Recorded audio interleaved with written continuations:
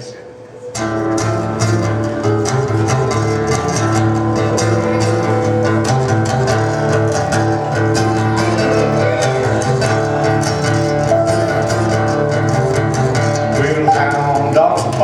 Begging for a fight. Coyotes howling in the pale moonlight. When life goes sour, when it once was so sweet, then you know you're heading down a dead-end street.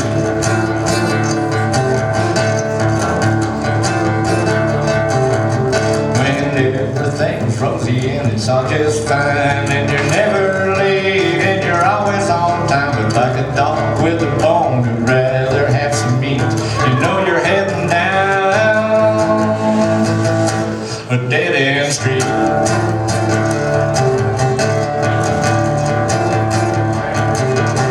Well, it can all turn around in the blink of an eye. What you thought was the truth that becomes a lie. Living on the edge, trying to stay on your feet. Beware or you'll be heading down a dead-end street.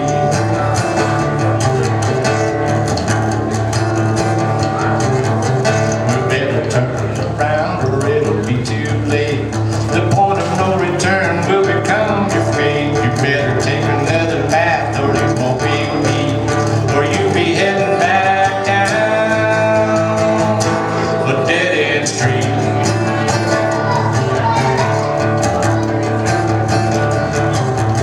Well, hound dogs are barking, begging for a fight. Coyotes howling in the pale moonlight. When life goes sour, when it once was so sweet, then you know you're heading down a dead-end street. A dead-end street. Dead-end street. A dead-end street. A dead-end street.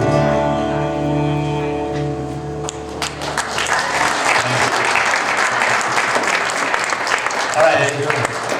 See you later, guys. Thanks for coming.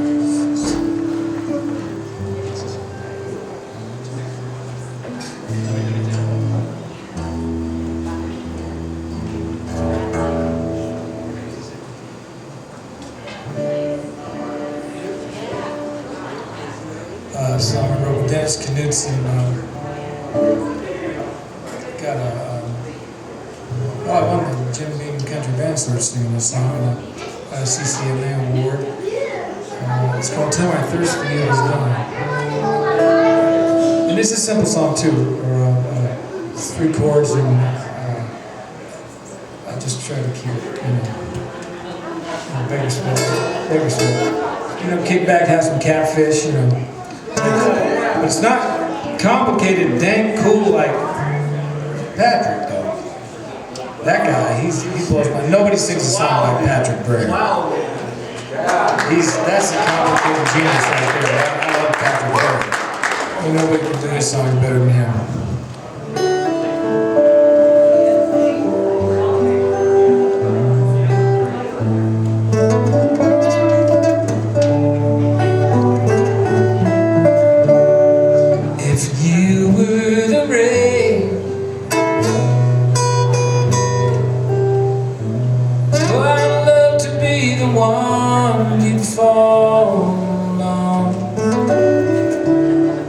Turn my face to heaven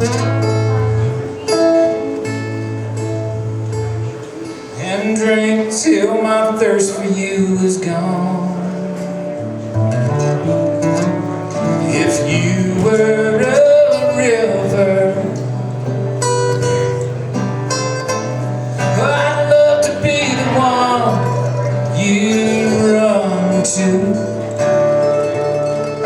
Taste the sweetness of you and drink till my thirst for you was gone. If you were sweet red wine and I could turn back the hands of time,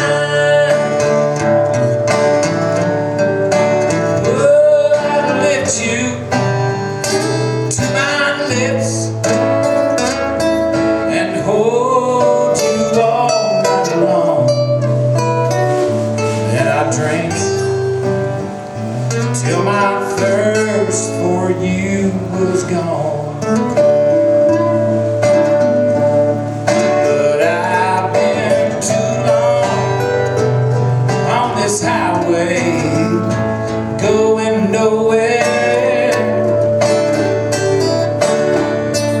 and looking back and wishing I was there. But turning around ain't as easy as it seems. So I just close my eyes and dream.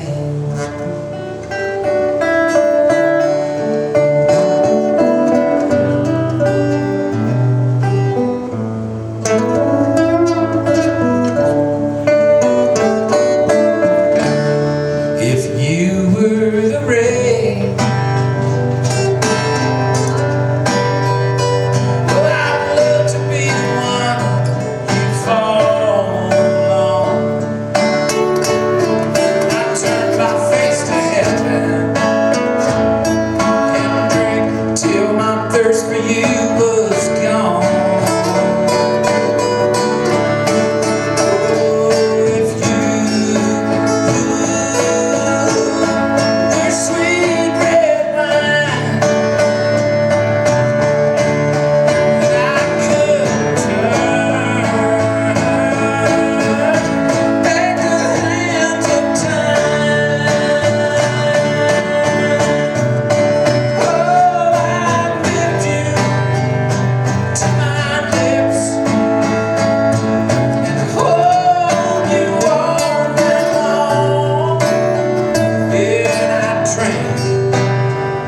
Till my thirst for you was gone.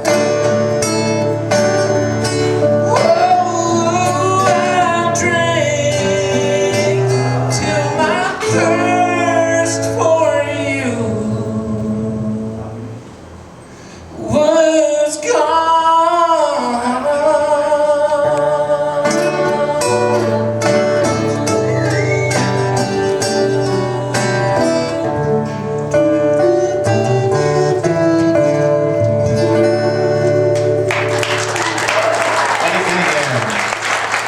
Cunningham, ladies and gentlemen, that was me.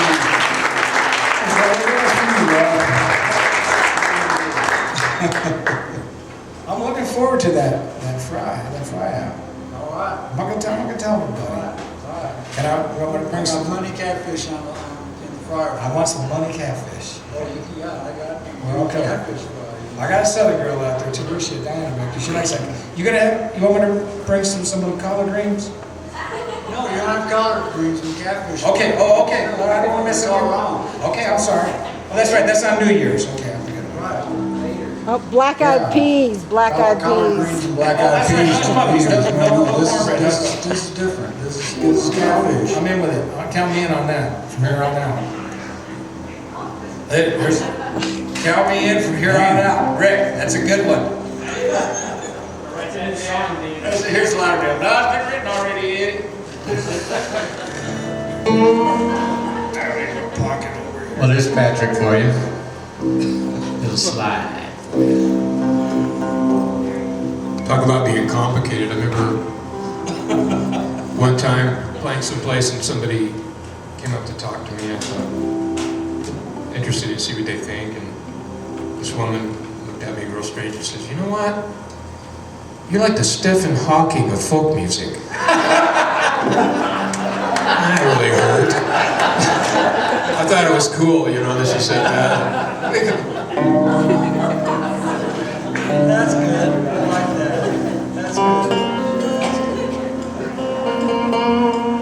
Another aspect of what we do is, well, you kind of got to roll. You never know what door anything's going to come in. If you get lucky, you just got to roll with it. And this was I'll do a version of a song that Alison Krauss picked up It's an old folk song called "The Lazy Farmer," I think it was called. "The Boy Who Would Know Corn" is what it was called when that's what I called it, but I learned it from the old Harry Smith, old 78s in the 20s.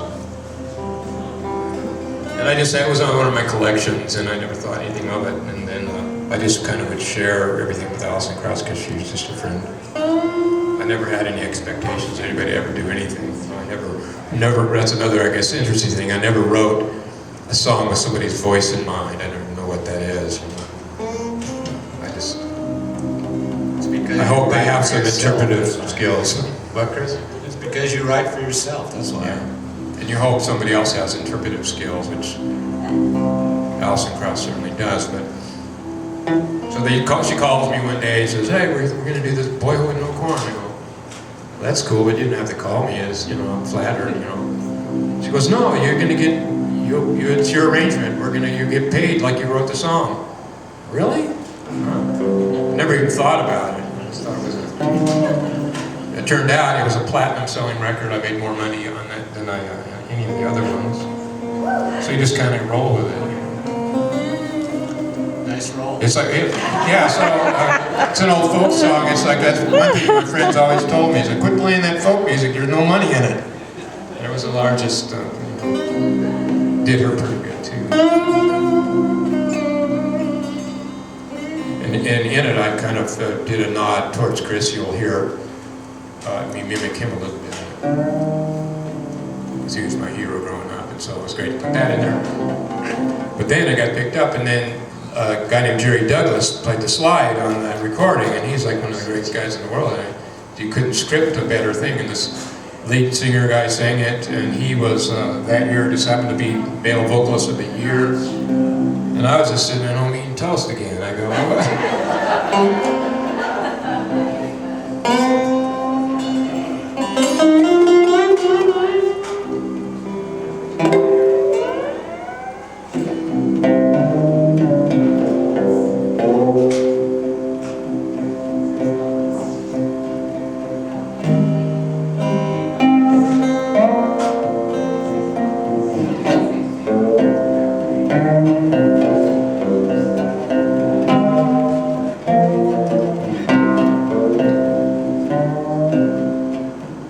tell a story, and it won't take long, about a lazy farmer wouldn't hoe his corn.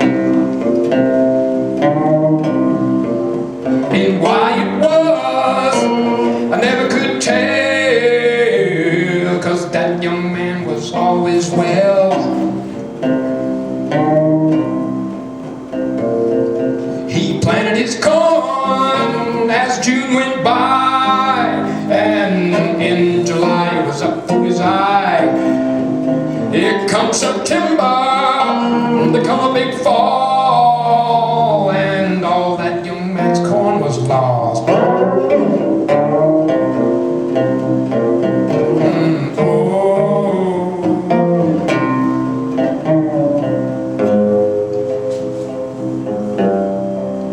And he went to the fields, and he got there at last. The grass and the weeds was up to his chin. The grass and the weeds had grown so high that it caused that young man for to sigh. Oh.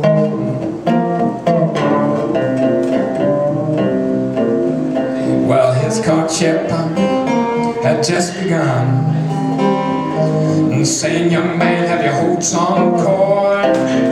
I tried and I tried, and I tried in vain, but I can't believe I raised one grain. Oh.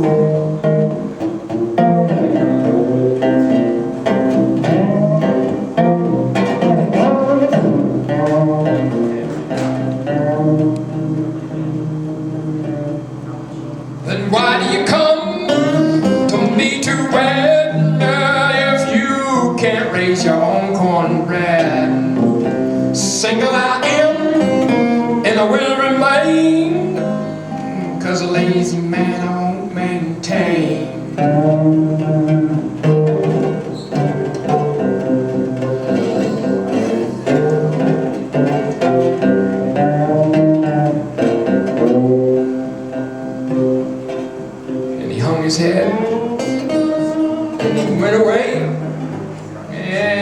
on his way he then began. And sing your miss, I'm gonna have another girl if I have to ramble this whole wide world. Oh.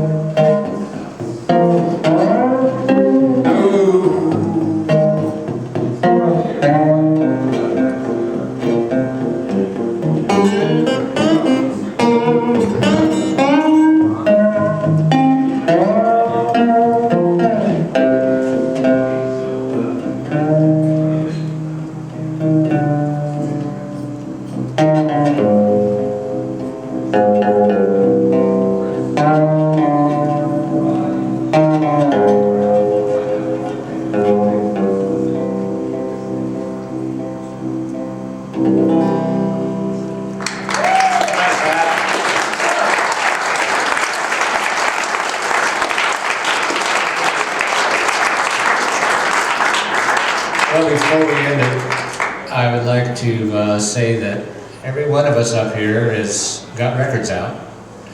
And I have some on sale if you'd like to buy them. And It's too late for that. if you like the songs that you heard, and you got a poster or you want to write our names down, you can look on the internet and put our names in Google, and you'll be able to buy our stuff all over the fucking place. $1,000 for this box. So anyway, I sell this hat. I have warrants. Don't look for them. those of us who write songs and do this kind of stuff, like I said before, none of us, I mean, we all play around and stuff like that, but I guess we could be aggressive about going out and performing, but a lot of being a songwriter is being alone, and you got to be alone to write songs, or you got to be with somebody else. Like I co-write with Eddie, but he writes songs by himself. I write my songs by myself. Pat writes songs with colored people, and he writes songs with himself, and same with Rob. But it's a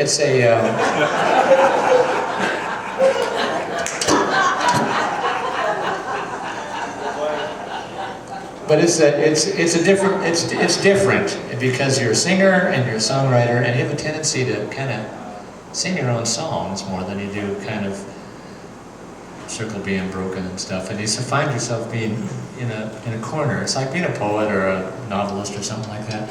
And you don't want to necessarily be influenced by outside forces so much, because a lot of the stuff you do is personal. And so I'm really happy that you came down tonight. And Yeah, I am too. Thank you for coming down.